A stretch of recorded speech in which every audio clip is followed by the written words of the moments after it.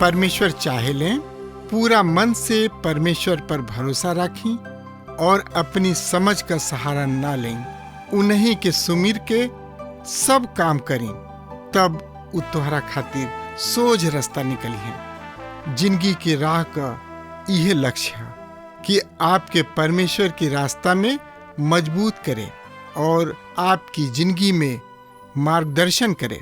कृपा करके हमारे कार्यक्रम देखें और सुनें, ताकि परमेश्वर आपकी जिंदगी का मार्गदर्शक ठहरे। प्रिय श्रोता, ये अध्याय के मुख्य विषय है हनन्याह, सफीरा के मृत्यु और दूसरा सताव। 5वां अध्याय में हम पतरस के महान संदेश के परिणाम के देख रहल बानी। एकरा साथ ही हम कलीसिया में पहला बंटवारा के देख रहल बानी, जौन की हन्ना और सफीरा के मृत्यु के बाद होता है। ये पहला मसीही रहन जौन की पवित्र आत्मा और कलीसिया के आत्मिक स्तर तक ना चलत रहे लोग। 4 अध्याय के अंत में बरनबास के देख रहल बानी। ई कलीसिया के बहुते ही बढ़िया संत रहन। ई पौलुस के पहला मिशनरी साथी रहन, जौन की गलतिया के कलीसिया यानी कि गलतिया के कठिन प्रदेश में उनका साथ रहन। पर परमेश्वर बड़ा ही आश्चर्यजनक ढंग से उनकर सेवकाई के आशीष देले रहन।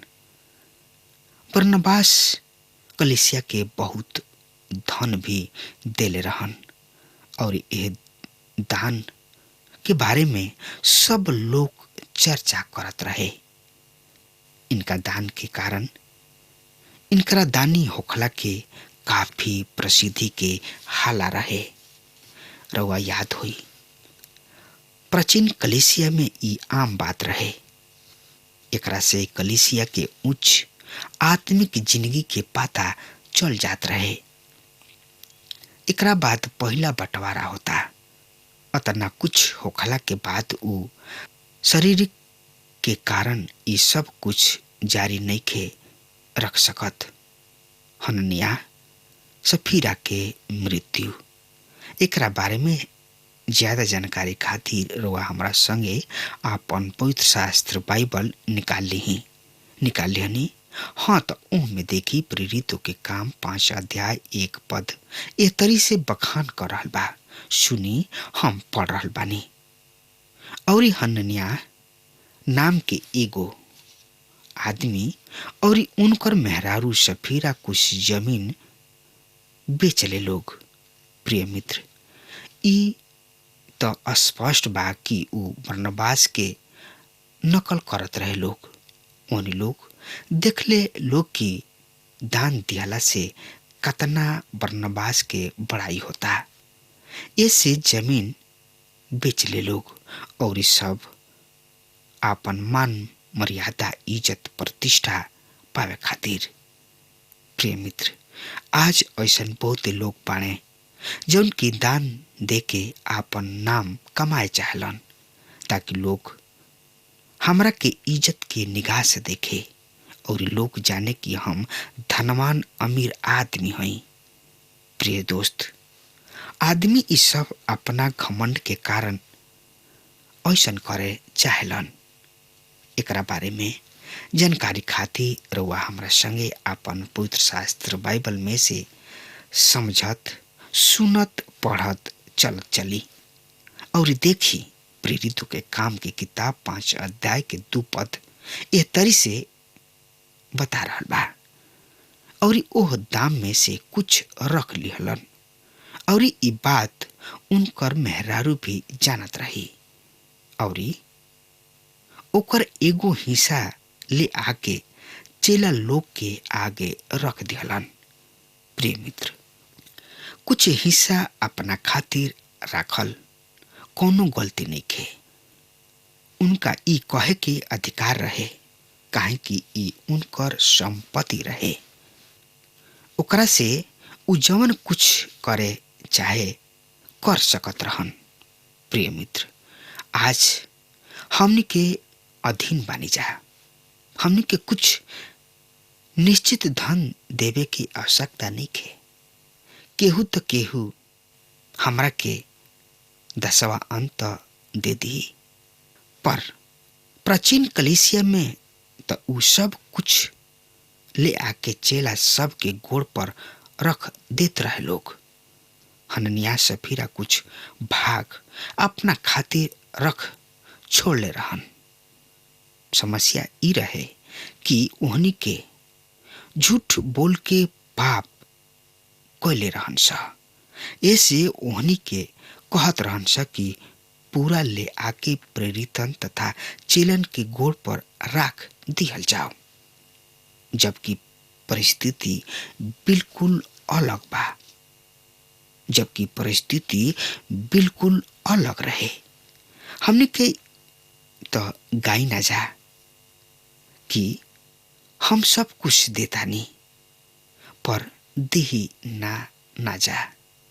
ये बहुते खराब बात बा। हमने के झूठ गीत गाई ना जा। हमने के प्रभु के कबहू हल्का से ना लेवे के चाही। हननिया सफीरा कहले कि उ सब कुछ चेलन के गोड़ तले रख दे, पर पतरस कहले, हे हननिया, शैतान तोहरा मन में ई बात काहे डलले बा कि तू पवित्र आत्मा से झूठ बोला और जमीन के दाम में से कुछ रख ल। प्रेरित 5 अध्याय के 3 पद में ई बात के चर्चा कुल गुल बा। प्रिय मित्र, ई दोनों के पाप ई रहे। ई झूठ बोले रहन जब तक उ तोहरा किने रहल का तोहार ना रहे, और जब बेचा कुल तो का तोहरा बस में रहे। तू यह बात अपना मन में काहे विचरला? तू आदमी से ना पर परमेश्वर से झूठ बोलले बड़ा। प्रेरित 5 के 4 पद में यह तरीके बखान बा। प्रिय मित्र, आज ऐसन बहुत लोग यह बात के इनकार करे के कि पवित्र आत्मा परमेश्वर हवन। रुआ देख, पतरस कहताने कि पवित्र आत्मा परमेश्वर हमें। पहले उ कहताने, हे हननिया, तू अपना मन में ई बात काहे विचरला कि तू परमेश्वर से झूठ बोला? तू आदमी से ना वरन परमेश्वर से झूठ बोलले बाड़ा। ई बात के सुनते हननिया गिर पड़ल और ई परान छोड़ दियलस, और सब सुने वालन पर बड़ा भय छा गइल। प्रेरित 5:5 में ई बात लिखल बा। प्रिय मित्र, आज ऐसन बहुते लोग बाड़े जौन की सोचलन कि एकरा मृत्यु के खातिर पतरस जिम्मेवार बाड़े। बहुत लोग दोष भी लगावेलन, पर हम सोचतानी कि इनका मुआला से अन्य दूसर लोग के समान पतरस के भी आश्चर्य भइल हुई। दोस्त, परमेश्वर कबहू भी हमनी के प्राण ले सकता है। एकरा खातिर हमनी के रउआ पर दोष नहीं खिजा लगा सकत। ई कलीसिया में उनकर अनुशासन है। परमेश्वर उनकर मृत्यु के खातिर जिम्मेवार बने। तो एकरा बारे में जानकारी खातिर रउआ हमरा संगे पढ़त, सुनत, समझत चलत चली। त पढ़े, सुने, समझे खातिर प्रेरितों के काम 5 अध्याय 6 पद से लेके 9 पद में ए तरी से चर्चा भइल बा। सुनी ध्यान से।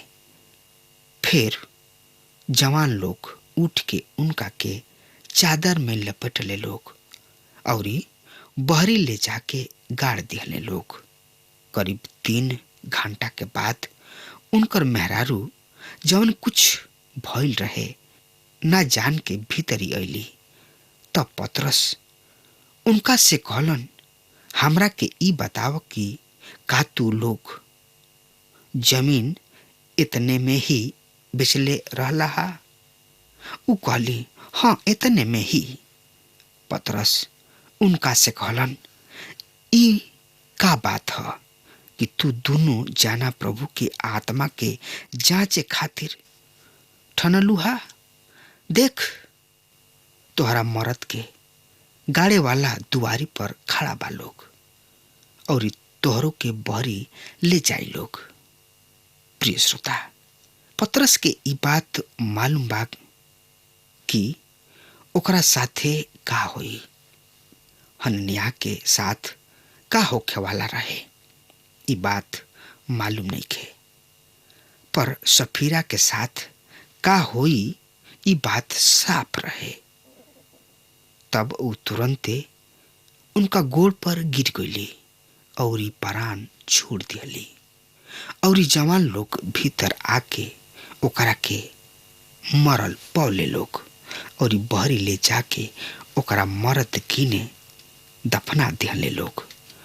तब सब कलीसिया पर और ये सब बात के साथ सुने वाला पर बड़ा ही भय छा गइल। प्रेरितों के काम 5 अध्याय के 10 और 11 पद में ये बात लिखल बा। प्रिय मित्र, ये घटना में हमरा दूगो बात से अचरज तथा अचंभा होता। जानता नहीं का? एक तो झूठ ई दोनों जाना एको घड़ी जी ना पौले लोग। एकरा से कलीसिया में बंटवारा भइल और जौन लोग ई बात सुनले उन्हीं लोगन पर भय छा गइल। कलीसिया में सामर्थ रही, हजारों लोग प्रभु यीशु में आई हैं, पर कलीसिया जितना पवित्र रहे उतना कबहू ना रही। दूसर का बात, पतरस के आत्मिक परख जेकर कलीसिया में आज बहुते कमी बा। आज कलीसिया में ढोंगी देखावटी लोग भरल पड़ल बाणे। आज कलीसिया गंभीरता से बाइबल ठीक से नहीं के पढ़त। प्रिय मित्र, तो एकरा बारे में जानकारी खातिर अपन पवित्र शास्त्र बाइबल निकाल ली। प्रेरितों के काम 5 अध्याय के 12 से 14 पद एह तरी से बखान कर रहल बा। और ई प्रेरित लोग के हाथ से बहुते चिन्ह और अद्भुत काम लोगन के बीच में दिखावल जात रहे और उन्हीं लोग सब केहू एक चित्त होके सुलेमान के ओसारा में इकट्ठा भइल करत रहे लोग। पर दूसरा में से कौनों के हिम्मत ना भइल उनका लोग में शामिल होके के। फिर भी उनकर लोग के बड़ाई करत रहन सा और विश्वास करे वाला लोग और बहुते मर्द मेहरारू प्रभु के कलीसिया में और भी अधिक आके मिलत रहे। प्रिय मित्र, रुआ देखी, चेला अपना वरदान के प्रयोग कर रहल बाड़े, जैसे चंगाई, चमत्कार। ऐसा कुछ वरदान रहे जौन की चेलन के दिहल गइल रहे। उन्हीं लोग के बीच में बहुते आश्चर्य कर्म कैले रहे लोग। अनुशासन के कारण लोगन पर भय छा गइल रहे और कलीसिया में बेदारी खत्म हो गइल। पर आज भी ऐसन बहुते लोग बाड़े जेकर मुक्ति, उद्धार, मोक्ष हो रहल बा। हम जानतानी कि 300 ईस्वी में लाखों लोग, रोमी साम्राज्य में लाखों लोग मसीह बन गइल रहन। प्रिय मित्र, और एकरा बारे में जानकारी खातिर प्रेरितों के काम की किताब 5 अध्याय 15 और 16 पद ध्यान से सुनी। हम पढ़ रहल बानी। यहाँ तक कि लोग बीमारी वालन के ले आके खटिया और खटोला पर सुता देत रहे लोग कि जब पतरस आवस त उनकर परछाई उनकरा में से केहुओ पर पड़ जाए और यरूशलेम के अगल बगल के नगरन से भी बहुत लोग बीमार के और भूत पर्यटन से सतावल वालन के ले आवल जात रहे लोग और उ सब बीमार चंगा क दिहल जात रहे। प्रिय मित्र, वो समय चंगाई देवे वाला लोग रहले। वो समय चेला लोग के सेवकाई से बहुते लोग चंगा भइल रहे। हमनी के ई बात याद रखे के चाहे कि उस समय उनका किने लिखित नया नियम ना रहे। कलीसिया यीशु मसीह पर उ कोना के सिरा के पत्थर हवे। प्रेरित तथा चेला लोग उनकर गवाह रहे लोग। चिन्ह और चमत्कार उन लोग के ऐसे दिहल गोल कि लोग इस समझे कि उ लोग परमेश्वर की ओर से बोल रहल बाने। प्रिय मित्र, आज हमने के ने लिखल नया नियम बा। दूसरा सताव के बारे में देखल जाओ। हमने के प्राथमिक कलीसिया में अनुशासन के देखनी है जा। अब हमने के देखल जाई कलीसिया के ऊपर बाहरी से सताव। प्रेरित यानी कि चेला लोग जब अपना वरदान के प्रयोग शुरू कैले लोग तो एकरा से बहुते प्रतिक्रिया भइल। तो एकरा बारे में जानकारी खातिर रउआ हमरा संगे आपन पवित्र शास्त्र बाइबल से देखी। प्रेरितों के काम 5 अध्याय 17 और 20 पद में एह तरी से लिखल गइल बा। तब महायाजक और ओहनी के साथे रहे वाला जौन सदुकियन के पंथ के माने वाला रहन सा डाह से भर गइलन सा और चेला लोग के पकड़ के जेल में डाल दिहले सा। पर राती खानी एगो प्रभु यीशु के स्वर्गदूत जेल के दरवाजा के खोल के उनका लोग के बहरी निकाल के कहलन, जा लोग मंदिर में खड़ा होके ई जिंदगी के सब बात लोगन के सुनौले लोग। प्रिय मित्र, रुआ ध्यान दही, ए सताव की अगुवाई सदुकी लोग करत रहन। प्रभु यीशु के सताव फरीसी सब कैले, पर कलीसिया के सताव करे वाला सदुकी रहन। अब ओहनी के चेलन के जेल में डाल दिहले सा। पर राती खानी एगो प्रभु के दूत जेल के द्वारी के खोल के बहरी निकाल दिहलस। कतना अचरज भरल ई बात बा। आंख बंद और डीबा गायब। मित्र, जेल के पहरादार पहरा देता और जेल के ताला खुल गइल बा और चेला लोग गायब बाणे। नइखे ई अचरज भरल काम? प्रिय मित्र, पुराना नियम में जब बात होला प्रभु के दूत के तो उहवा और केहू ना, खुद प्रभु यीशु हमें। पर अब तो उ परमेश्वर पिता के दाहिना हाथ बैठल बाणे और चेलन के सेवकाई के संचालित कर रहल बाणे। आज ज्यादातर उनकर हाथ और गोड़ स्थिर पड़ गइल बा, काहे कि कलीसिया उनका खातिर कार्य नहीं कर रहल। प्रभु यीशु कलीसिया के द्वारा आगे बढ़ावे चाहताने। उ हमरा और रउआ द्वारा कार्य करे चाहतान और यहाँ पर स्वर्गदूत मौजूद बाणे। प्रिय मित्र, तो एकरा बारे में और गहराई से ज्यादा जानकारी खातिर हमरा संगे निकालनी ही प्रेरितों के काम 5 अध्याय के 20 से 23 पद में एह तरी से चर्चा बा। जा लोग मंदिर में खड़ा होके ई जिंदगी के सब बात लोगन के सुनावा। उ लोग ई सुन के भोर होते मंदिर में जाके उपदेश देवे लागल लोग। पर महायाजक और ओहनी के साथ रहे वाला आके महासभा के और इस्राएली सब के पुरानिया लोग के जमा कैले स और जेल खाना में कहला भेजले स उनका लोग के ले आवे के। पर प्यादा वहां पहुंच के वो जेल खाना में ना पावले स और लौट के खबर दिहले स हमनी के जेल के फाटक बढ़िया से बंद कर ले रही जा और पहरा देवे वालन के बहरी दुआरी पर खड़ा कोयले रही जा। पर जब हमनी के जेल के फाटक खोलने हाजा तो ओह में केहू ना मिलल हा। प्रिय मित्र, ई तो पुनरुत्थान जैसन स्थिति लागता। पत्थर हटावे से पहले ही ऊ कहवा से निकल आयल रहन। पत्थर बहरी वालन के खातिर भीतरी जाए खातिर हटावल गुल रहे। यहाँ भी चेला सब के बहरी निकाले खातिर दरवाजा खोले के जरूरत ना पड़ल।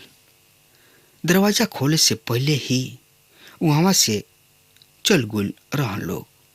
तब मंदिर के सरदार और महायाजक ई बात सुनले तो उन लोग के बारे में बहुते चिंता भइल कि ई सब का हो रहल बा। ई बात होते ही रहे कि एगो आके बोललस कि देख लोग, जेकरा के तोहनी लोग जेल में बंद कइल हाजा वो आदमी तो मंदिर में खड़ा हो के भाषण दे रहल बा। तब सरदार प्यादा के साथे ओहनी के ले अइले। ओहनी लोग के ले आके महासभा के सामने खड़ा कर दिले और महायाजक उनका लोग से पूछने लोग, का हमनी के तोहनी के ना चेतौले रही जा कि तोहनी के एह नाम से उपदेश मत दियस, तब वो तोहनी के मन लहसा ना। प्रिय मित्र, लोग चेला के सुनत रहन। ओहनी लोग जोग गवाह रहन। ओहनी लोग सच्चा मिशनरी रहे लोग। यीशु ओहनी लोग के सबसे पहले यरूशलेम में सुसमाचार सुनावे के आज्ञा देले रहन। प्रिय मित्र, अगर रउआ हमार बात सुन रहल बानी तो रउआ चूकी मत। प्रभु परमेश्वर के सुसमाचार के सुनाई, काहे कि रउआ जिंदगी में ऐसा काम अगर भइल होखे और ई सच्चा परमेश्वर के खोज होखे तो रउआ प्रभु यीशु मसीह की न्याय और प्रभु यीशु मसीह के ग्रहण करी। प्रभु अपन दोनों हाथ फैला के रउआ के बुला रहल बड़े। यही से देरी मत करी, प्रभु की न्याय। अब हमार समय खत्म हो रहा बा, तब तक खातिर रउआ हमरा के आज्ञा दी। आमीन। हमके विश्वास बा कि ई कार्यक्रम आप सब खातिर फायदेमंद सिद्ध भइल हुई। हम चाहतनी कि आप सब आपन आपन आशीष हमरों से बांटी। अगर आप सबके लगे बाइबल से चाहे आपकी निजी जिंदगी से क्यों सवाल होके चाहे क्यों समस्या खातिर प्रार्थना करावे चाहतनी तो हमारी फोन नंबर पर जरूर संपर्क करें। परमेश्वर आप सबके बहुत आशीष प्रदान करें और आज का दिन आप खातिर सुखद बना।